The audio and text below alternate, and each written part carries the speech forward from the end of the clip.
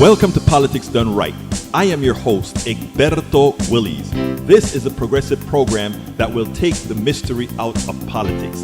This is the program that will encourage you to make sure government becomes we the people. Whether you are liberal, progressive, conservative, or otherwise, you get to air your point of view. We are an independent media outlet that, unlike mainstream media beholden to corporations, we only owe allegiance to you. Remember, you can also send me a tweet at EGBERTOWILLIES. That is at Egberto Willies. Let us engage. It is Politics Done Right.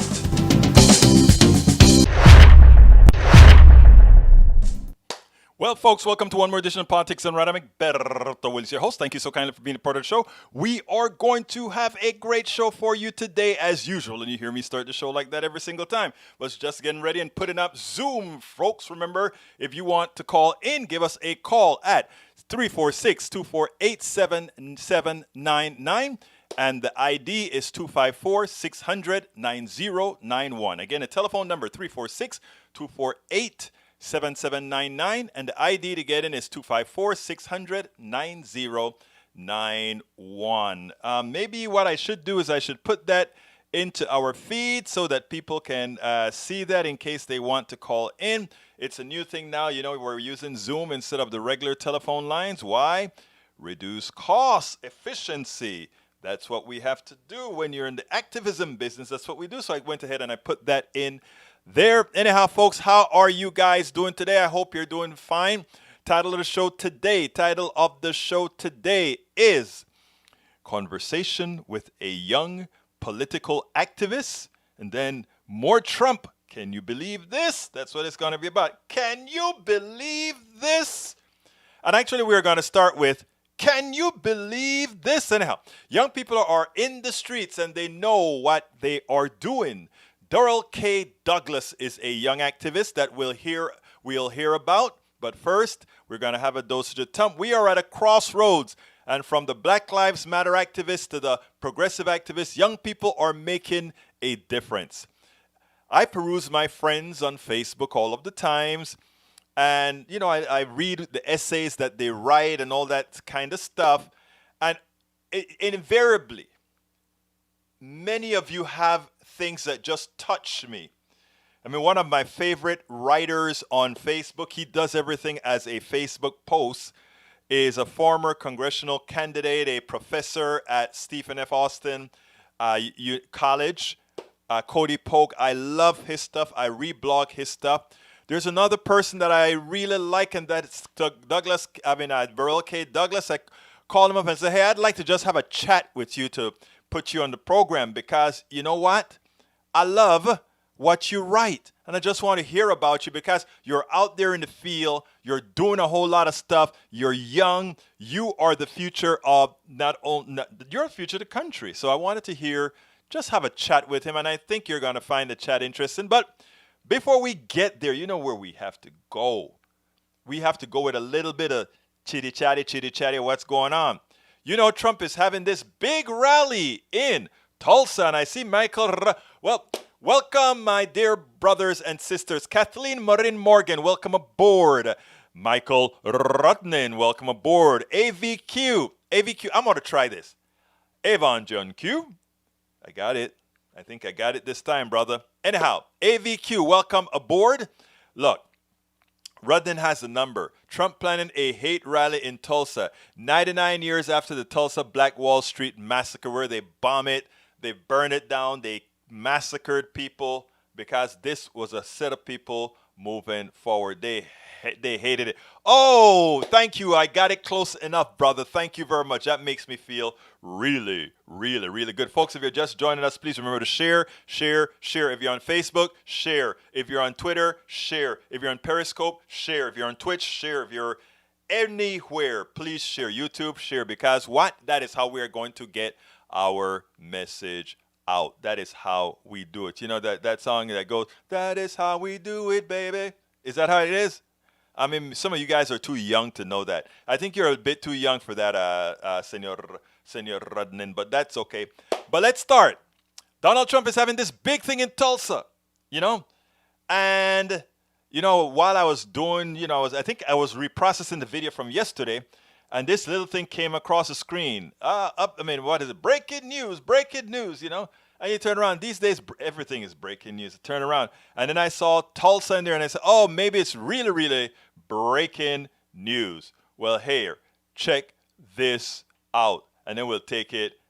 Oh, Michael, I didn't think you don't look 45, brother. You look young. You look like you're probably 20-something. Man, I would never have known. Hey, Kathleen knew it also. I love that, Kathleen. Okay, fine. Let's go ahead. Trump is having a thing in Tulsa. You guys have to check this out. Ready? Are you sure you're ready? All right, be ready. To my brothers and sisters who love Trump, you know I love you, but guess who does not love you? Donald Trump. Donald Trump wants you to risk your life to go to his rallies, but he wants you to sign a waiver that says, oh my God, if you get sick by coming out to my rallies and you pick up the coronavirus, you're on your own. You can't go ahead and sue me. But at the same time, as the president of the United States, you think he would give you good health care so that even if you get sick, you can go to the doctor and get taken care of? Forget that. Check this out, folks. Check this out.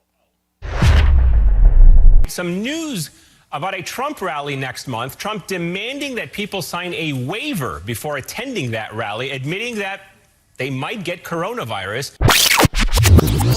Trump demanding that people sign a waiver before attending that rally, admitting that they might get coronavirus,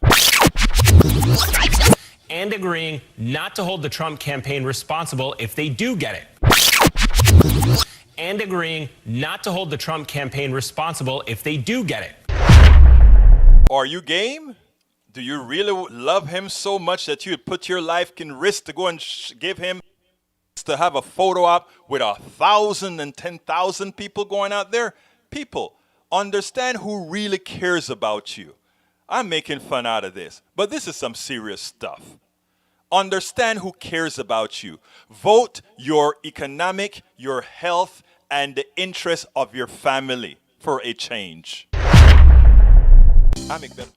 And as you guys know by now, you know they are not releasing the amount of money that, that big fund that they had in the stimulus package that was going to businesses. I think it was something like $500 billion that had the possibility of expanding to, I think, $4 trillion or something like that.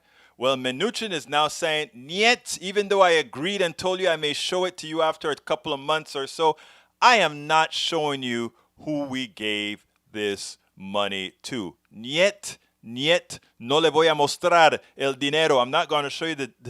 But guess what? I wonder why they're not going to show us.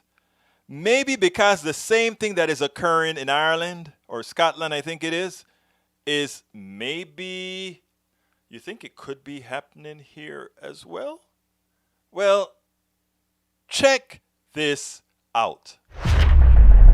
The Scottish government confirms to NBC News that President Trump's golf courses and related businesses in Scotland will be receiving a $1.2 million bailout as part of a tax relief effort in response to the coronavirus pandemic. But officials from hard-hit areas in Scotland say that the president's personal wealth should disqualify his businesses from taxpayer funds. Let's bring in NBC News global correspondent Willem Marks from South Ayrshire in Scotland. The one nearest to where I am at the moment in Ayrshire, they have, the council here at least, said that they don't want to knock the business and that they don't want to knock the employees. It does provide employment in this region. In Aberdeenshire, where the other course and a company hotel is, the leader of the council there, or member of the council there, Martin Ford, said that he really didn't think that the president was appropriate getting this kind of money for his business. The Scottish government is directly responsible for him being here at all, because they gave him planning permission, they gave him every encouragement to come here. They parroted his boasts and promises that he would produce an economic boom, that there would be thousands of jobs. The reality is that 12 years after he got planning permission, the golf resort is not built. There aren't thousands of jobs. There are fewer than 100 people employed. far from contributing to the economy. He's never paid corporation tax because the business never made a profit and it always reports a loss. And now he's actually getting a taxpayer bailout. And so, Katie, if you look at the financial records for these two businesses over the last 5 years, as I have, you'll see they've not made any profit. He's absolutely right. They haven't paid corporation tax to the British government. But this is the Scottish government providing this relief, something that the chairwoman of the House Oversight Committee, Carolyn Maloney, telling me is not appropriate and cannot be received by the Trump administration or the president because of the restrictions placed on them. Willow Marks in Scotland. Well, my gosh. Well, here it is I have on the screen, brothers and sisters. U.S. Treasury Secretary Steve Mnuchin told Congress Wednesday that the Trump administration intends to keep secret the names of the businesses that have received more than $500 billion in COVID-19 bailout funds, the Paycheck Protection Program, claiming the information is confidential even by the Trump administration's infinitesimal low standards for accountability and oversight. This announcement was jaw-dropping, making sure trillions in tax dollars go to workers, not profiteers, begins with knowing where it goes. What are they hiding? This is from Public Citizen. Are massive corporations masquerading as small businesses receiving funds? Are President Donald Trump and Mnuchin pals getting money when they shouldn't be? More than likely, that's what it is. You notice he's begging for the money. Hey, Chichi Rodriguez, love you too, brother. And welcome aboard, Señor Sims. And Jesus, ¿cómo estás, mi hermano? My brother, Jesus. Okay. Making trillions. Okay, as it turns out, are massive corporations masquerading as small businesses receiving funds? Are President Donald Trump and Mnuchin pals getting money when they shouldn't be? These are questions that need to be answered, and the only way to do that is how again? Through complete transparency. The PPP loans are intended to help small businesses, and without a deep understanding of the recipient data, there is no way to know if Main Street businesses are getting what they need. Trump and Mnuchin must release the list of recipients immediately. Look, this is serious, but you know what? They're going to get away with it. You know why? Because right now, I tell you one thing, all Democrats should be doing, all the Democratic leaders, every day, they should be jumping on a microphone. They should be going on every independent media station, every mainstream media station and saying, where is this money going? We don't know where the money is going. And since we don't know where the money is going, by the way, we do need more for all those businesses that are on the tip of going bankrupt. And since this epidemic is going to last quite a bit longer, we must save them. We must save them. You know, today... But anyway, so I'm done with that particular subject. I'm done with that subject. Estoy terminado con ese sujeto. Estoy terminado con ese sujeto. I'm into something else now. Look, you know the big buzz right now is racism because finally America is starting to see what POCs have been talking about a long time. So last night, I don't know what was happening to my Twitter feed. My Twitter feed had so many racist incidents. I was like, are they targeting me or something? I saw a woman in, I think, Arizona that slapped a white woman in her face after the white woman told the Mexican woman that you don't belong here. The Mexican woman said, I am from here, but you are from... Then I got another one where the cops again are beating the crap out of a 12-year-old kid. Then I get another one where, and this one was in Canada. Apparently Canada has some of the problem, not as bad as here, but with some of the indigenous people. So I kept getting these and I said, you know what? I want to do the show, and this just a show because I don't know if it was special to my Twitter feed or not, but I wanted to go ahead and show folks what's going on there because I think this is a moment, right? A lot of good white folk don't think a lot of times when we complain because they are intrinsically good, they don't, they understand their privilege, they understand all these things. But they just can't believe that people would do the things that we do, that we talk about, that's done to us, right? So I was going to play that, and then I said, you know what? I'm going to hold off on that until the next show, because I probably need to put it into a more cogent manner. So I'm going to do it in a more cogent manner, including with the blog. I really wanted to read the blog because the blog was presented. The blog that I wrote with the thing with the 12-year-old kid is an important blog, but I'm going to hold back on that. What I'm going to go with, however, is to show you the type of things that people of color, assumptions go through time after time after time. I want you to listen to this, and then we'll take it on the other side.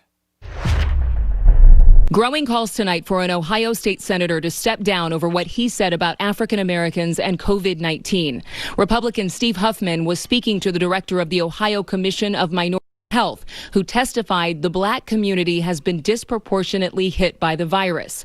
The senator admitting there are clear disparities, then asking this. Could it just be that African Americans or the colored population do not wash their hands as well as other groups, or wear masks, or do not socially distance themselves? Could that just be the explanation of why the high incidence? Senator Huffman, that is not the opinion of leading medical experts in this country. So do all populations need to wash their hands? Absolutely, sir.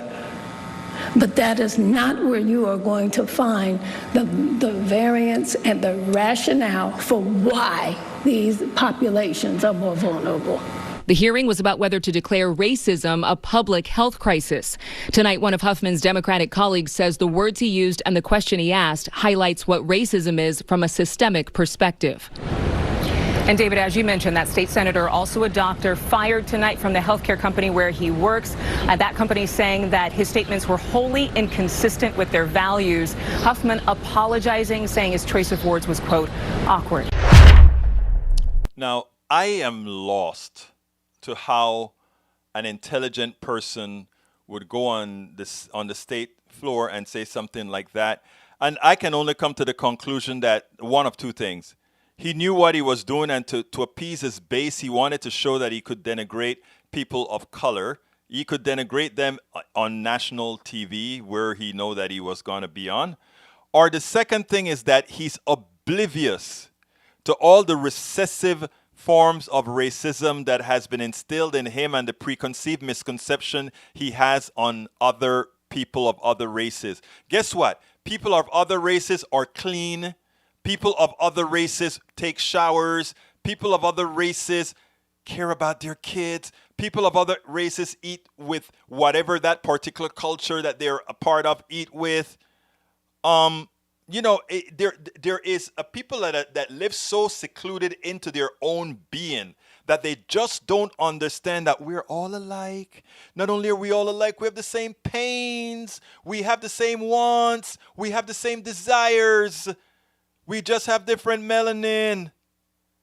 And that racism that is inside of you, guess where it came from? It came from some of your own who was trying to control you and gave you a false sense of superiority so that you would be the guardians of their gates. And after the slavery was done, we continued to use it by creating guardians of the gates. But this time we opened the door to a few of all these different peoples to become guardians of the gates so that we can say, we were a homogeneous society. We have to go in. I have to have a 2-hour show or 3-hour show on race where I also take calls. Because what I would like to take a show with a call with a whole bunch of white racists. And my great white audience that's here, I want you there because I don't want you only listening to the show. That day that I do that big audience with on racism, where I'm going to probably have it for 3 hours or maybe however long it goes. But I want my white brothers and sisters that are regulars here, good people, both the conservatives and the liberals and others. I want you here. You know why I want you here? Because I want to put you on to talk to some of these same white folks that are going to be the racist ones. You're going to talk. I want you to talk to them too. I've heard some stories from some of my listeners. I mean, in fact, I've heard one of the wonderful stories that I heard was given here by Kathleen, who is on right now. So well so that I blogged it, took it out to Daily Kos and other places, and it went viral. That was a hell of a prescient message she gave on the phone. I asked, hey, I'm going to use that baby because you are going to help a lot of people. And guess what? You did. You should have seen the commentary at Daily Kos. Amazing. Amazing. Welcome aboard, KM Summer. Anyhow, I got to get to the featured guest today because we're going to run out of time. And you know me, I'm kind of long-winded at many times. So here we go with El Señor Durrel K. Douglas. Welcome to another edition of Politics Done Right. I'm here with Durrel K. Douglas. Man, I read his Facebook long essays and I just love them. And you know, I kind of said, you know what? Let me give this guy and see if he'll give me the honor of coming on to Politics Done Right. Durrel K. Douglas, thank you so kindly for being here. Thank you for having me. Let me ask you, tell me a little about yourself first, because I don't know all the details about you, but when I look at what you write, I have some assumptions. So tell me about you. What do you do? All that kind of stuff. Gotcha. So let's take it back to 86. I was born, grew up in South Park on a street called Selinsky, in the Crestmont Village Apartments right next to Foxwood. Those of y'all who know the area. And eventually I would end up, my first job out of high school was working at the prison. So I did that because it was like, oh, this is a way to make some money. But it ended up being one of the most valuable experiences of my life because I learned so much. While my friends were at brick and mortar universities, I was at Hard Knock University. And so I worked there for 5 years, eventually leaving with the rank of lieutenant. And it was just really a learning experience because the prison is faster than the real world, but it's like a microcosm of society. And I mean, if you're fair and if you do your job the right way, you won't have any problems. And so a lot of the books that I started to read, a lot I learned from those who were in prison, seriously. And some of the most brilliant people are behind bars. And so, you know, eventually I got to a point where I was like, I don't want to be part of this system. I think my work here is done. And so interesting. I'm gonna tell a quick story because it kind of talks about how I got into what I do.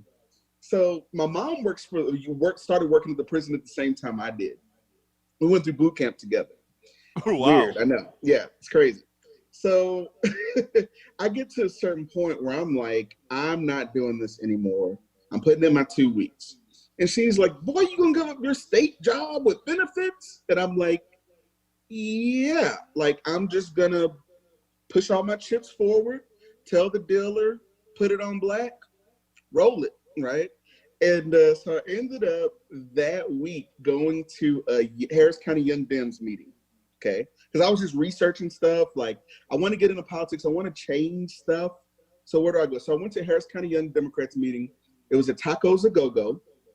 And this lady named Erica Lee was the speaker. Right. And I didn't know who she was. And she was the speaker. I kind of went up to her afterwards. I was like, hey, I want to get into politics, this and that. I quit my job. I got a lot of free time. So she was like, okay, come to me with U of H on Monday. We're registering voters. And so I showed up. And I just kept showing up.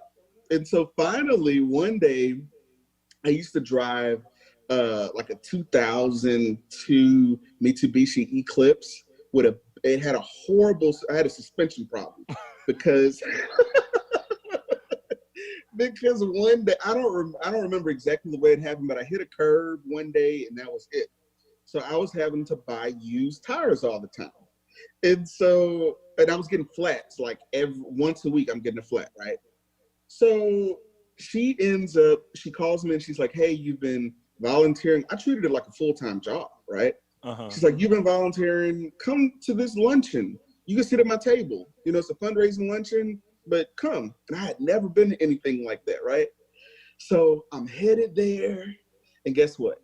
I have a flat. And I think to myself, yeah, exactly. So I think to myself, no problem. I had them to come and change the flat because I don't know how to change a flat. Still to this day, don't know how to change a flat. And I'm on my way to the event. I'm just riding down Westheimer, and guess what happened? Another flat.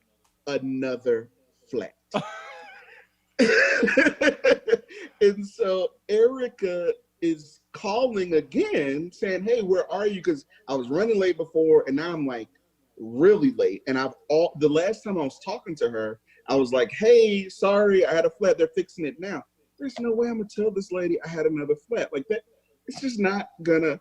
So I pull in and it's kind of right because it's on flat. I pull into one of the parking lots at the Galleria actually. And I call some of my friends to see who can pick me up. This is before Uber. This is like 2010. Yeah, 2010. This is before Uber. So I'm just like, okay, I'm stuck here. It's hot. You know, I'm in this suit. I'm just going to go in the Galleria has like a movie there. I'm going to go in here and watch a movie until somebody can come pick me up. And then I think to myself, wait a minute. It was the Royal Sonesta Hotel, which is not that far from here. So lock the door and walk/jog all the way there. So I get to the hotel, and you know what it's like when you get somewhere, you're running late, you're discombobulated because you're sweating, and the sun was in your eyes, so it's really dark inside, and then you got to pee, and you haven't checked in at the desk, and all that's going on. I check in, and the lady tells me, oh, she's at table number 3. Well, table number 3 was front. Yes. So I go up there, and lo and behold, guess who was sitting at the table with her? Her mother. But I didn't know it was her mom. I did. She left. So once the whole thing was over, she introduces me to her mom and she says, this is the young man that I told you about, the super volunteer. And that Monday, I had my first job in politics, my first paid job in politics. Hired you. No, I ended up working for the Harris County for the coordinated campaign. Got it. Okay. Yeah. And so from there, while doing that, I ended up meeting state reps. And so they, one of them invited me to come up in 2011 to Austin. I worked the ledge session. And then while I was there, a lot of what you do is meeting other orgs on their behalf. Met some folks at top. When session was over, they were like, hey, come work with us. And then I worked for AFL-CIO. I worked for SEIU. I've worked for labor unions. I've worked for little orgs, big orgs.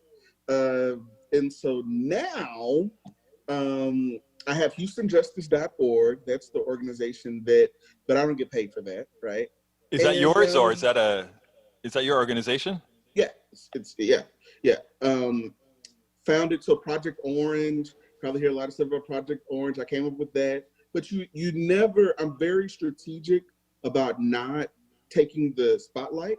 Right. So very rarely will you see me saying like Project Orange, blah, blah, blah. No, you're going to see someone new that is going to really enjoy being on Fox 26 or on whatever. It's going to make them that much more devoted to the movement. And so that's kind of my story. So now, these are 2 nonprofits that you formed?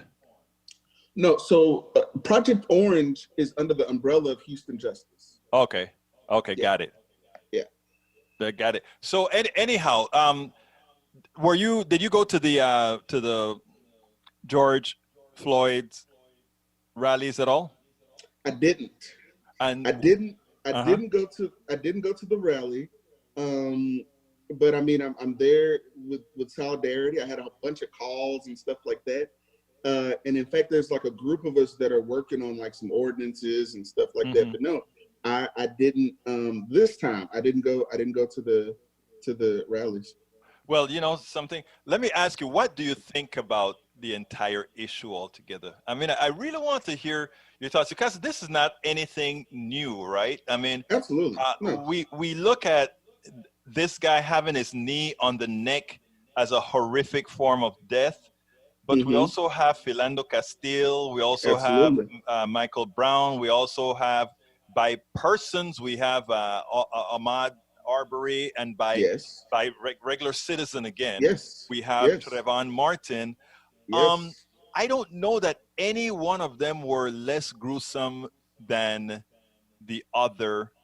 But this one seemed to have an impact that I wonder if it's going to change things. Your thoughts? I think things are slowly escalating. So we saw Eric Garner get choked. And this time, in a chokehold, this time it was on camera, right? Right. This time, not only was he choked, it was with the knee, right? So these things are slowly increasing. I think that anyone that knows anything about history, if you look at any revolution, right, it has always started with something like this. I think a lot of people get confused because they see people protesting and they think that it's only about Mr. Floyd. That incident. And it's not. It's not just about that incident. I want you to think back to when, you know, perhaps your mom, right, came home from work and you left your socks in the bathroom and she exploded. And then she just went on this tirade about these socks on the floor. And you're like, what? No, it's not just the socks. It's the dishes that weren't done the other day. It's the time that she had to wait after school when you knew she was out there waiting on you. It's everything else that has become the straw that's broken the camel's back. And there are a lot of people who try to point to Dr. King quotes, and they're there, they take a scalpel and they kind of cut around and they get the good parts, the parts that sort of whitewash his legacy. Because, and you can understand why, because they only teach part of the history. Dr. King did not make a speech one day and then everybody held hands and it was lollipops and gumdrops, right? And then he lived a long life making quotes and stuff, you know, making money off his quotes, you know, and he lived to be 95 years old. No, he was assassinated. And honestly, towards the end of his life, he was very radical. He was, I mean, come on, he came out against the war. He talked about poverty and... Absolutely. And in his day, he was seen as a troublemaker. So I just find it baffling how the same people who every year support, you know, they're talking about Dr. King, or they're talking about Fannie Lou Hamer, or even the people that supported, you know, Kaepernick, right? That don't understand that, like, there's another side to it.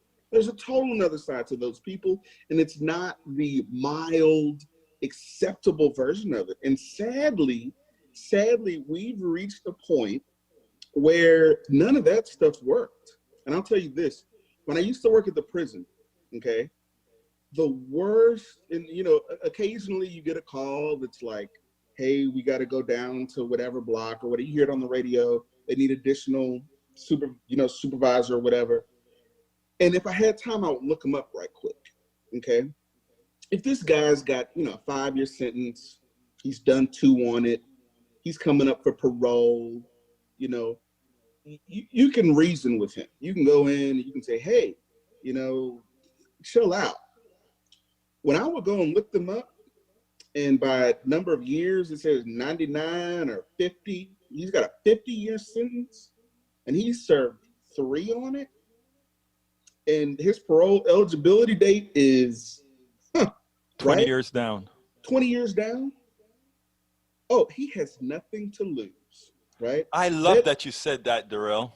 Yes. That inmate whose mama doesn't come every weekend to see him in visitation, that inmate whose commissary says 0, mess with him if you want to, because he has nothing to lose. That's the guy that's sitting Indian style on his bunk and has put baby oil and Vaseline all on the floor and broken a couple of light bulb glasses, the glass, and spread it about, and he's waiting on them to come in because he has nothing to lose. Nothing to lose. And I think as a people, using history as a guide, we have tried everything else. We've tried holding hands. We've tried marching. We've tried rallying. Kaepernick took a knee. People lost their minds. He took a knee, right? But now it's like, okay, we kicked it up a notch. And now things are going to kind of get out of hand. And guess what? Using history as a guide, that's what happens. That is where we are. And so Trump today just did his little thing where and it's funny because I was literally on a call while it happened, right? So I get off and everybody's like, Trump. I'm like, what the hell happened over an hour, right? So he's sending the military in. Guess what? It's a game of chess. Yes. He moved one. What do you think the response will be? What do you think people are going to say? Oh, he's kicked it up a notch. We'll just go home. No. And I remember because back in 2014 when Ferguson happened, okay, and we were out there. And, our rally turned into a march. We were blocking streets and stuff like that. And I'll never forget people who were older than me saying, and this would be a recurring theme. They would say, oh, this new generation, right? And they were talking about millennials. So I'm 33, I'll be 34 this year. They were like, this new generation doesn't hold the same, like the reverence that some people have for like these pastors. I'm not disrespectful initially. Like I'm not gonna go and just cuss somebody out, but I don't look at them like this. Exactly. I look at them like this. Exactly. And so, it was weird initially, and now I get it because now it's only been 6 years, right? But I was on the tail end of it, and I look at the 20-year-olds now. The Gen Zs. Yeah, you said it in your piece. And I say, whoa. They don't play. Yeah. They do not play. And I think we have to think about what they have lived through, right? If you were born in 2000, right? In the year 2000, what were schools like? You probably had fire drills. They had these gun drills, right? They've seen, they never knew a time where there wasn't the internet, right? They don't remember it. When they were in 2005, the internet was readily available. There. Come on, I wrote my first HTML code back in the 80s, man. Right. So but they've seen this, and so I think just like with every sort of uncomfortable hiccup in history, and we're at one right now. Right. Like one of the interesting things that I was talking to this lady when I was living in Dallas. Her name was Mama Nell. Mama Nell was from New Orleans. I was working for Top at the time, and Mama Nell was one of the community leaders, right? So, she didn't work anymore, but we had an agreement. Like, she didn't have a car, right? And I didn't know how to cook. So, so Mama Nell would get her stamps, I think, on the 15th. And I think one day I was inviting her to a meeting or something, and she was like, well, on that day I gotta, ride the bus to the store or whatever. So I said, well, I'll tell you what, if I give you a ride, would you? And she was like, yeah. So I started giving her rides, and I was getting, free food. And also that conversation was so valuable, the ride there, the ride back. And she was telling me about how, I'll never forget her saying, y'all call it the civil rights movement. And your little books and stuff, you look back at it and you read about the civil rights movement. She said, when we were going through it, we didn't call it anything. We were just living. You live, exactly. And she said, y'all read the books knowing how it ended. We didn't. She said she remembers Bloody Sunday and people saying, why didn't that king guy just stop? Why didn't he just chill? That is so sad. And it's the same thing that we have again, just in a different flavor. Absolutely. Your Candace Webbers and your Ashton Woods. That's your people like that who are pushing the envelope, who probably, let me tell you something, 20, 30 years from now, will have awards named after them. Right. I mean, I love them both, I hang out with Ashton out there at Netroots whenever we go. Daniel Cohen. I love Daniel Cohen too. Daniel is my man. Yes. So there are a lot of, I mean, that's one thing here in Houston. We have a lot of great activists that I tell them they're not just Houstonians, they're national, because a lot of folks watch them nationally. So I mean, that, which is an important thing. But Durrel, so I mean, let's get on to the Democratic Party and the elections. What are your thoughts? Yes. So 4 years ago, okay, 4 years ago, I was working for a big labor union, okay? And it was intentional. I was looking at my resume and I was like, you know what? I wanted to have like a well-rounded, I wanted to be able to sit at the table, look at big orgs, little orgs, faith orgs, C3, C4, like I wanted to know all the functions and I wanted to know kind of the lay of the land. So I was like, 2016, I want to work for a big labor union in a blue city, a labor city, right? Where I could play on the varsity team. Like labor unions in big cities that aren't in right to work states. Listen, you talk about power. Yes. Whoa. So I'm up there, I'm working in Seattle, and I was on Team Bernie, okay? Not initially, because you remember he kind of had the announcement where he kind of did this halfway kind of like, you know, announcement like, yes, I'm running, you know. Right. But somewhere along I think it was after one of his primary wins where he didn't pussyfoot around it. He called out systemic racism and the pathway to prison. I'm like, who is this white dude going in like this? And he's like 100, like, yes, you know? And then I think it was the alpha stepping because one of his things were like taking long. And so they just started. And what's funny, I heard that Clinton at one of her stops was trying to recruit the fraternities to like, could you do the thing like her group? And it's like, that's not how that worked. It was spontaneous. Come on, right? And so I remember I was on a call, and I'm not identifying this union. I was on a call with their national folks, and they were basically saying, hey, we're gonna go nationally with Hillary. And y'all need to figure out a way, do some surveys or something to make your local people in your states feel like they were like more part of the process. And I'm like, what? No vote, no, just boom. And this is gonna happen when? 6 weeks from now, right? And so I made a list. It really went like that, huh? Yeah, yes. So I made a list because I had to do damage control. That was my job, right? Like, and I was in the political department, okay? And so I made a list of the members who I knew. There were like 5 or 6 of them that were really active and really influential. And they were Bernie people. And I knew I had to have one-on-one coffee with each of them and kind of ease it to them, right? And that was like the first step of me I could vomit. Selling your soul, thinking about, selling my soul. After the last one, I was like, right? And I put on the Hillary shirt. I knocked on doors, okay? I was in Broward County the week before the election, okay? I voted for her, okay?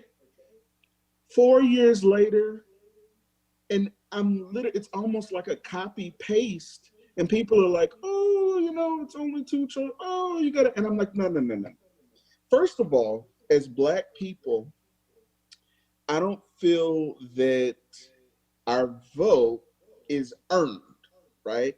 Everybody else, if you look at a white person, the Democratic Party and the Republican Party is trying to get their vote. Same thing for everybody else, but only in fact they changed policy. That's why we're always talking about, move to the center. It's not moving to the center, it's moving to where we think those votes are. Exactly. It's moving to where we think those folks are. And so since they already kind of have us in the pocket, it's like, oh, no. We don't have to, like, you know, you don't go after what you already have. Try to get those people. And so, you know, I kind of got to a point where I said, you know what? Imagine what would happen if not that many Black people voted in the presidential election. Would that be enough to force the Democrat? Because if you really look at the lay of the land, if you took Black people completely out of it, it's about even Republican Democrat. Right.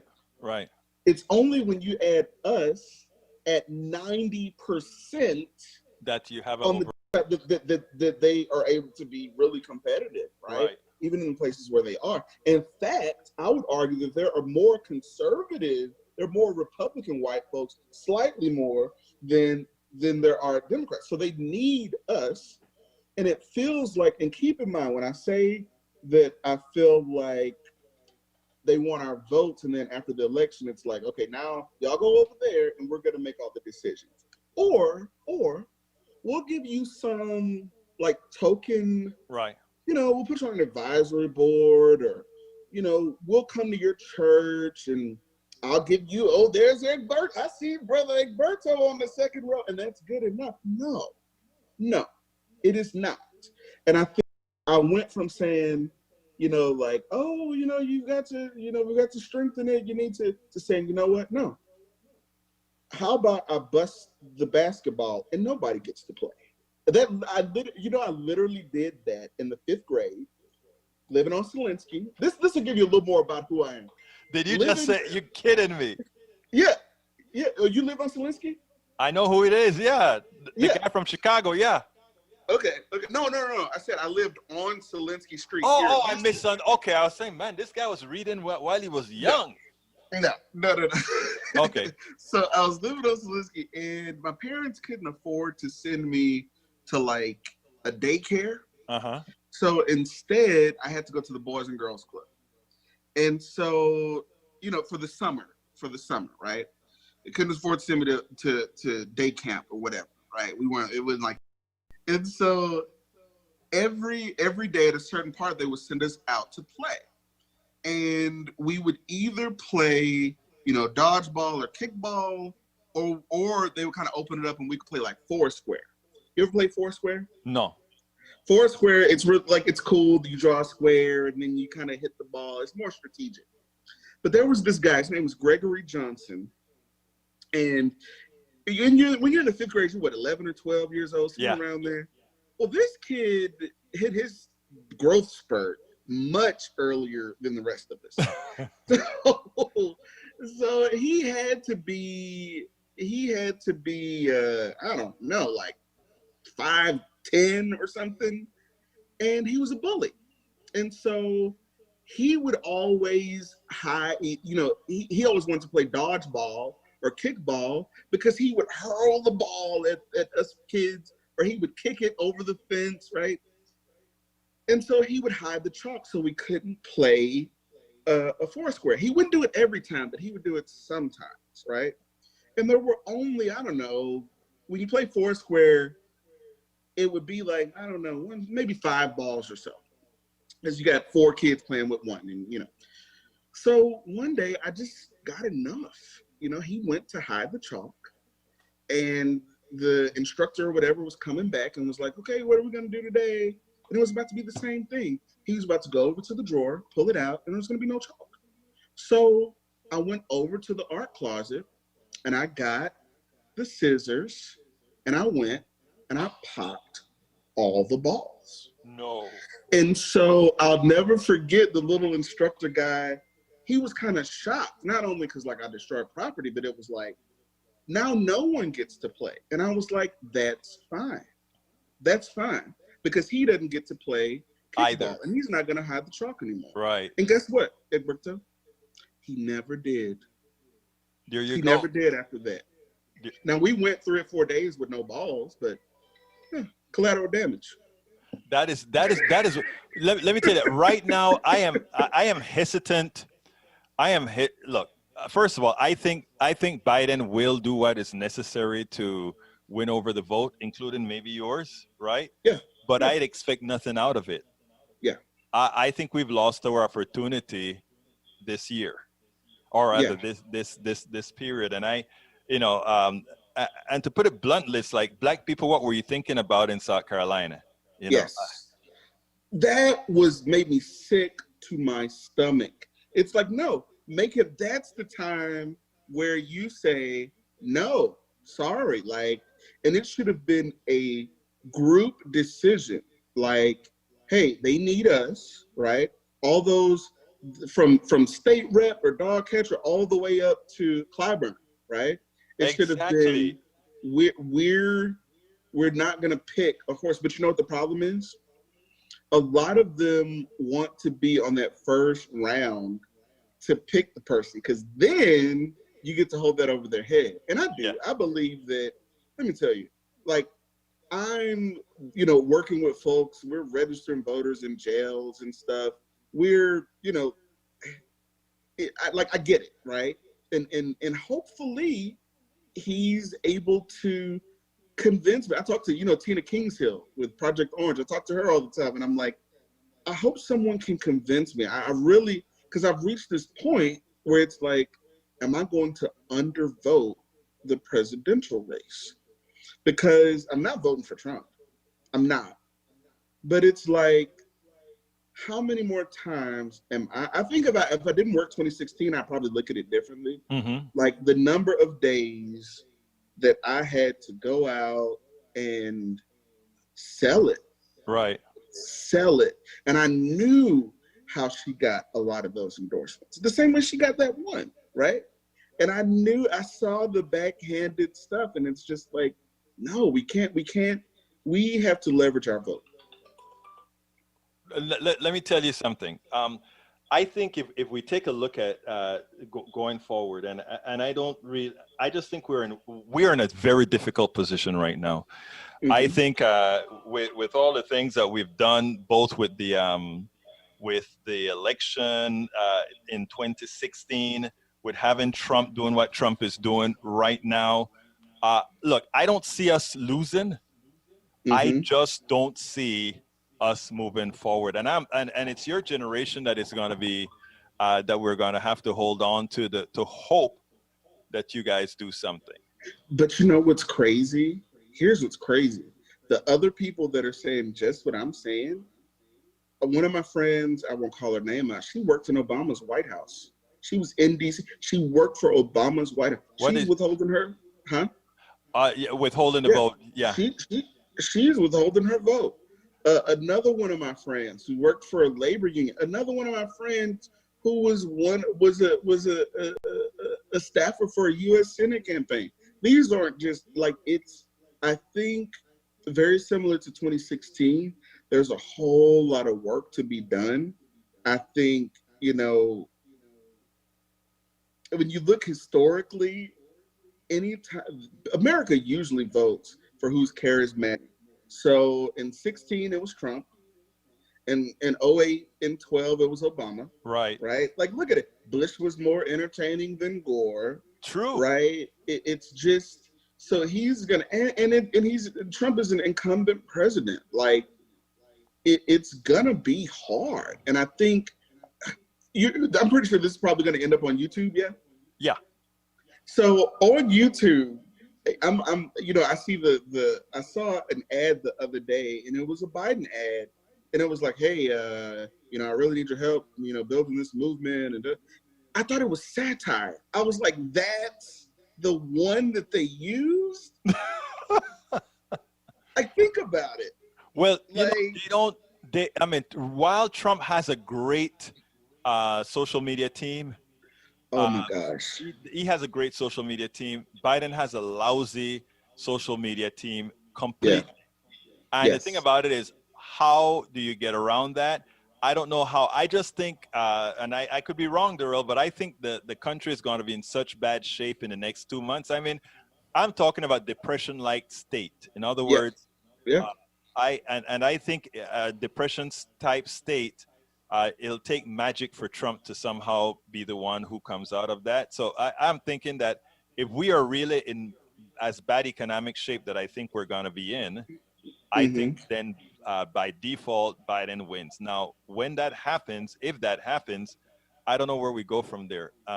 Because I don't see look, the truth of the matter is the only solution to where we're at right now is some sort of a very, very strong social safety net. It's going to be forced into democratic socialism. Yes. That's the only answer that we're going to have, right? Yes. And the powers that be are going to try to fight that so hard, because once Americans taste that, right, they ain't going back.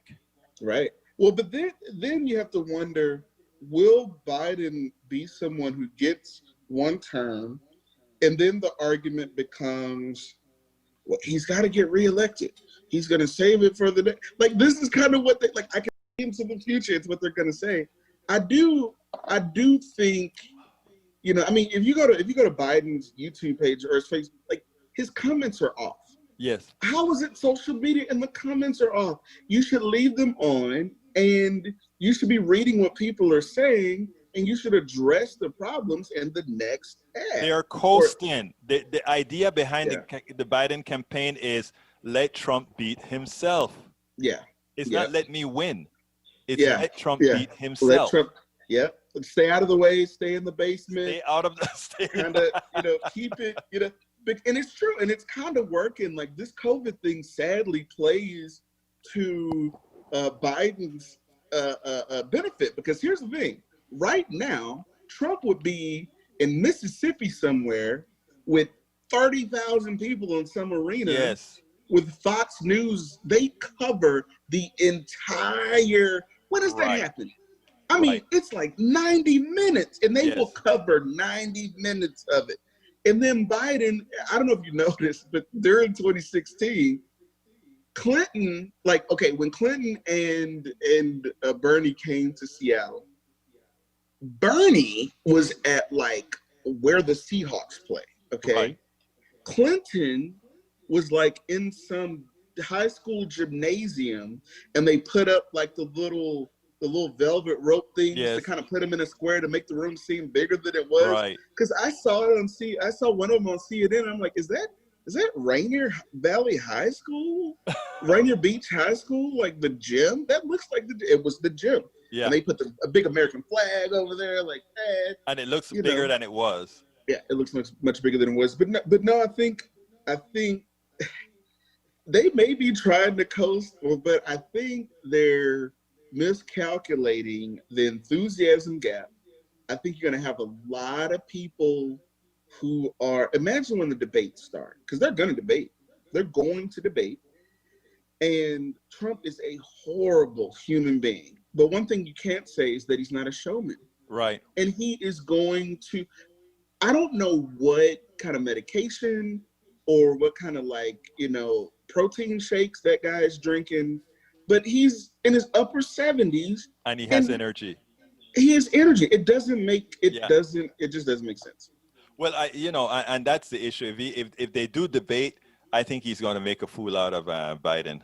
I think, and it's not that Biden couldn't do the same. It's that Biden is going to get so tongue-tied that what comes out is probably going to sound like gibberish. But look, we're getting to the end of my period here, Durrel. I just wanted to kind of pick your brain and talk to you because I consider you one of one of our millennial stars that's doing a whole lot in the political sphere, and I really like your writing. So I thanks so kindly for spending this time and just having a chat about politics, about what's going on around the country. Cool. Thank you. Well, folks, I hope you enjoyed that. I really enjoyed doing that interview with Durrel. That's why it went longer than normal. Anyhow, we are close to the end of the show. I want to just invite you all to go ahead and go to patreon.com, patreon.com/politics done right. I'm putting that into the feed right now to become subscribers of our show. We will have a show again, of course, on Monday. I'm looking into some interviews for this weekend. If it turns out, I don't know, I may put on an impromptu show over the weekend. I'm not sure yet. If you also want to contribute via PayPal, please go to paypal.me/politics done right. Again, that is paypal.me/politics done right. If you're listening on YouTube, you can always give us a super chat. Super chat work well as well. And please don't forget to visit our store, and that's on the screen right now. Visit our store at store.politicsdoneright.com. Store.politicsdoneright.com. It's been my pleasure being here with you today. I thank you so kindly for being with you. I can't answer any of your items. I'll look through it when I'm done here to see which ones require me to answer. I thank you everybody for being here. My name is Egberto Willies. This is Politics Done Right, and you guys know how I end this baby. I am what? Out!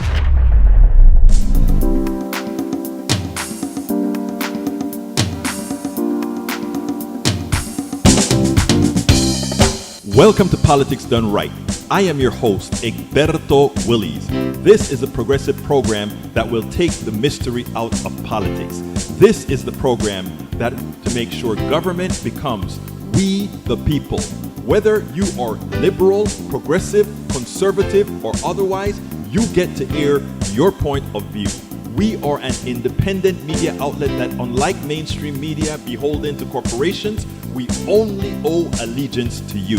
Remember, you can also send me a tweet at EGBERTOWI